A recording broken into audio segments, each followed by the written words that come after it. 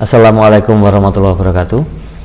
Pada sesi 2 ini MPLS SMK Jenika Bangsa hari Selasa tanggal 13 Juli 2020 saya akan melanjutkan paparan dari divisi akademik tentang kegiatan belajar mengajar mode daring yang dilakukan di SMK Jenika Bangsa Kepanjen. Seperti kita ketahui bersama bahwa saat ini kondisi kabupaten kita, Kabupaten Malang itu masih berada di resiko kenaikan kasus COVID yang tinggi, sehingga mau tidak mau mulai tanggal 20 ke depan kita harus melakukan kegiatan belajar mengajar dari rumah atau BDR dengan menggunakan fasilitas internet atau daring yang nanti menggunakan software yang disebut dengan Learning Management System. Sebelum itu saya jelaskan dulu tentang kegiatan belajar mengajar yang dilaksanakan di SMK Jenika Bangsa Kepanjen selama mode daring tersebut. Jadi sebelumnya ini adalah struktur atau kegiatan belajar mengajar yang dilakukan pada masa normal atau nanti pada saat kondisi Kabupaten Malang itu dalam status hijau. Kita punya 6 semester, sudah saya jelaskan kemarin, untuk 3 tahun dan untuk 4 tahun itu ditambah dengan 1 tahun magang di industri mitra. Alokasi minggu per semesternya ada 16 minggu, kemudian total jam pelajaran per minggu ada 52 jam. Kemudian dari 52 jam itu dibagi 34 untuk produktif dan 16 untuk muatan nasional maupun kewilayahan. Kalau kita belajar di kelas, alokasi 1 JP itu 30 menit. Hari efektifnya ada 5, Senin sampai Jumat. Ada kegiatan kokurikuler juga yang dilaksanakan. Anasir itu 3 hari, kemudian apel setiap hari, dan upacara bendera, salat zuhur berjamaah. Lalu ada gerakan masyarakat sehat atau germas yang dilakukan pagi hari. Kemudian hari Sabtu itu untuk kegiatan ekstrakurikuler maupun pengabdian masyarakat. Ini jadwal sebelum masa pandemi. Jadi kita menggunakan semi blok. Ini contoh untuk jurusan tertentu, kompetensi kalian tertentu. Hari Senin itu murni belajar AB. Kemudian hari Selasa sampai Kamis dan Jumat itu belajar produktif, sehingga 1 hari penuh atau 2 hari penuh itu anak-anak belajar di lab, atau kalau menggunakan mode blok, anak-anak 1 hari ini bisa belajar di industri mitra, yaitu ke bengkel 1 hari atau ke hotel atau sesuai kompetensi keahliannya. Kemudian di hari Jumat ada gathering atau germas, ini jadi 1. Kadang-kadang kalau gathering kita ya cuma jalan-jalan gitu atau bersih-bersih. Germas itu juga germas ya.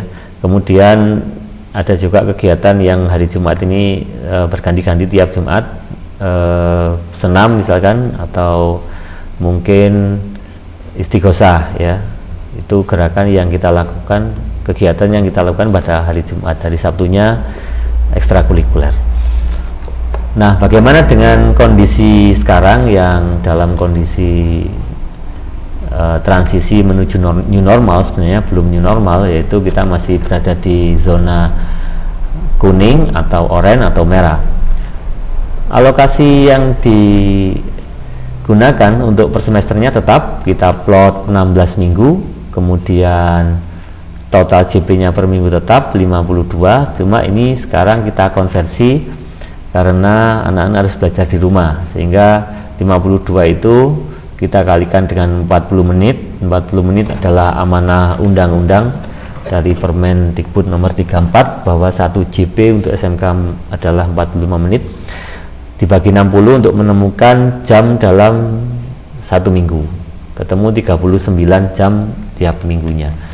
Nah, kalau anak-anak belajar sampai Sabtu itu ada 6,5 jam per hari belajar. Kita bagi 2, yang 5 untuk tatap muka dengan Bapak Ibu guru secara virtual maupun mengikuti kelas virtual juga. Kemudian yang 1 hari digunakan untuk menyelesaikan tugas-tugas, atau kalau memang di 5 hari itu sudah cukup, berarti 1 hari ini untuk kegiatan pembiasaan yang positif yang saya sampaikan di awal tadi. Dari 39 itu kalau kita bagi 18 JP untuk AB itu ketemunya 13,5 jam, sedangkan untuk yang produktif ini untuk kelas 1 ya anak-anakku, 34 JP itu ketemu 25,5 jam, sehingga kata kuncinya adalah anak-anakku di rumah bersama bapak ibunya masing-masing itu 6,5 jam untuk kegiatan berdoa, belajar, dan bekerja.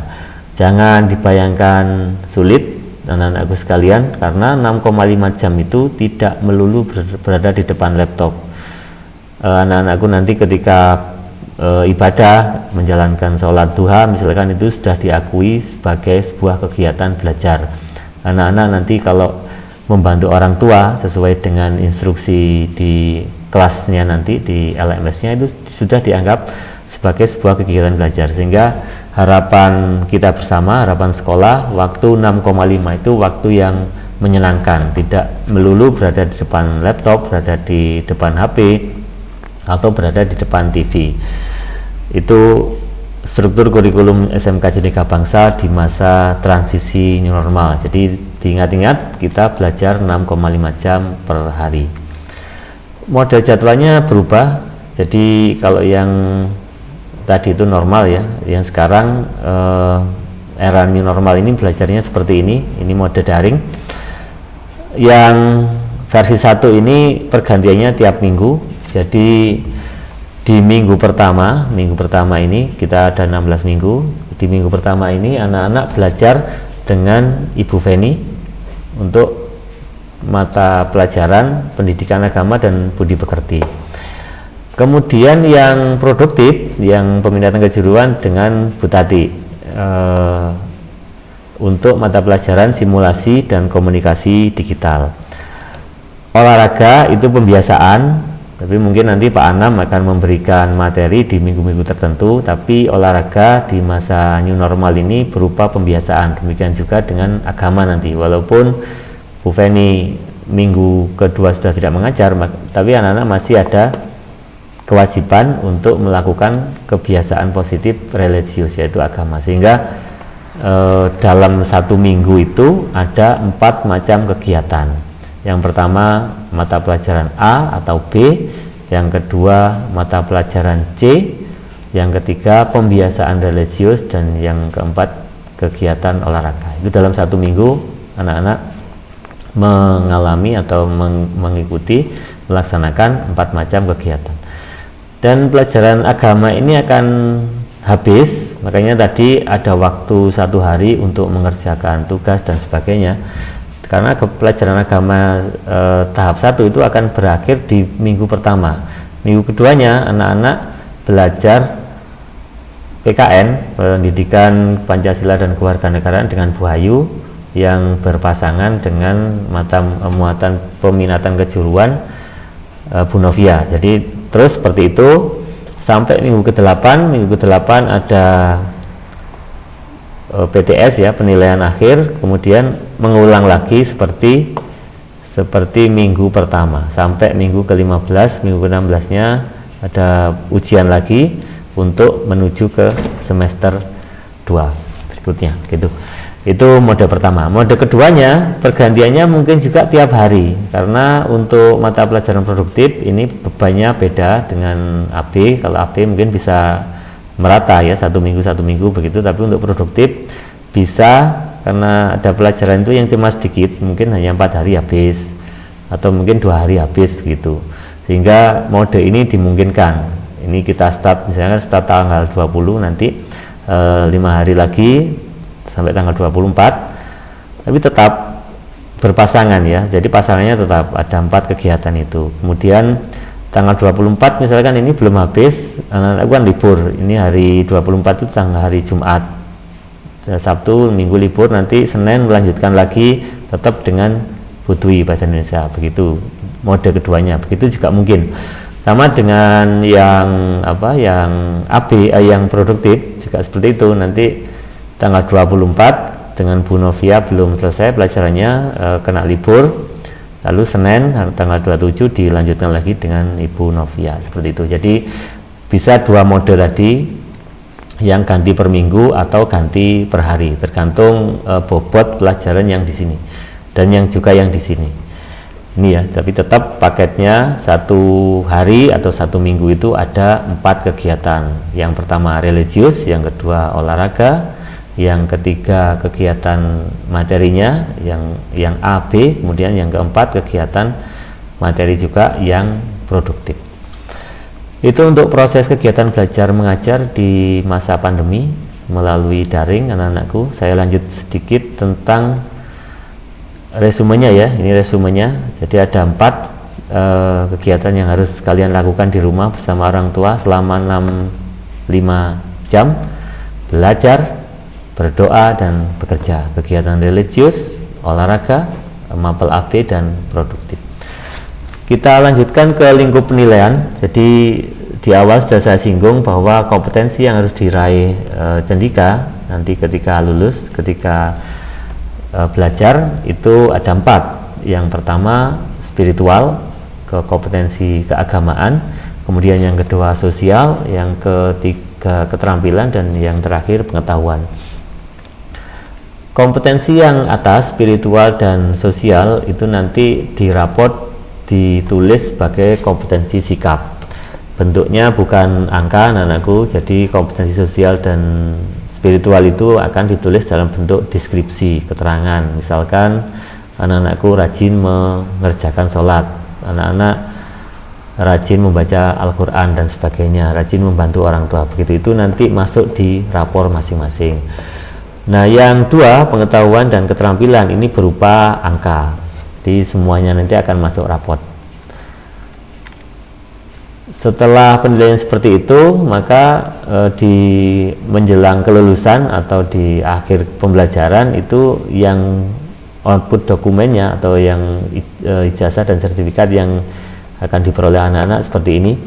Ada raport yang berisi penilaian harian, praktikum, ujian tengah semester maupun ujian akhir semester untuk kenaikan kelas. Itu semuanya masuk rapor.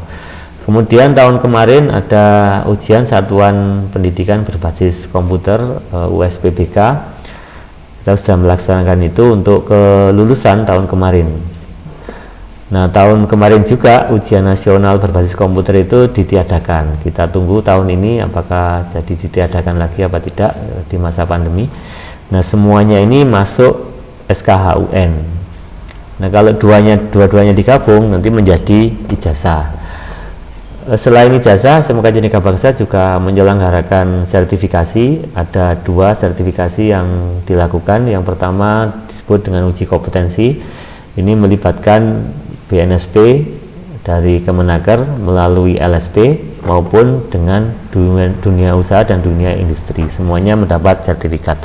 Atau juga akan mendapat sertifikat internasional. Ini opsional, jadi bisa mengikuti bisa tidak. Sekali lagi untuk sertifikat itu untuk menunjang apabila anak-anakku ingin melamar pekerjaan ke suatu industri. Jadi dengan sertifikat yang bagus, bobot atau poin untuk diterima bekerja itu semakin besar. Saya lanjut ke LMS sebagai sebuah sistem aplikasi yang menghubungkan guru, siswa, sekolah, mungkin juga orang tua nanti dalam mode pembelajaran daring. Jadi aplikasinya biasa disebut dengan LMS. Nah, nanti di dalam LMS itu anak-anak bisa belajar dengan banyak konten, misalkan dengan video, dengan dokumen, mungkin dengan musik dari berbagai sumber, mungkin dari rekaman bapak ibu gurunya atau dari radio online dan sebagainya. Itu semuanya dilakukan melalui aplikasi atau sistem yang disebut dengan Learning Management System atau LMS. Ada juga yang menyebut LMS itu dengan e-learning atau electronic learning. Jadi pembelajaran yang memanfaatkan fasilitas internet, komputer, dan sebagainya, pokoknya yang bersifat elektronik itu biasa menjadi satu dengan LMS ya. Jadi kalau mengerjakan soal nanti kita pakai LMS yang lain atau e-learning yang lain, aplikasi yang lain, sangat memungkinkan. Untuk melihat videonya kita pakai aplikasi lainnya lagi, itu sangat memungkinkan. Itu menjadi satu kesatuan yang disebut dengan electronic learning atau e-learning. Ada banyak yang bisa digunakan untuk e-learning dan beberapa gratis yang sangat menarik. Untuk keperluan kita 6 bulan ke depan itu digunakan Google Classroom yang pojok ini, logonya hijau ya. Jadi ini Google Classroom. Anak-anakku tinggal cari saja di Play Store atau App Store, dicari Google Classroom yang logonya seperti ini, kemudian dibuat oleh Google LLC. Tinggal diinstal saja. Nanti tampilannya seperti ini di Android-nya masing-masing, di smartphone-nya masing-masing. Kalau belum punya kelas berarti masih kosong. Kemudian nanti anak-anak bisa klik tanda plus ini, diklik, kemudian join kelas. Nanti saya buat tutorial yang lebih rinci untuk Classroom. Ini hanya pengenalan saja. Di dalamnya ada 3 menu, ada stream, ada classwork, dan ada people.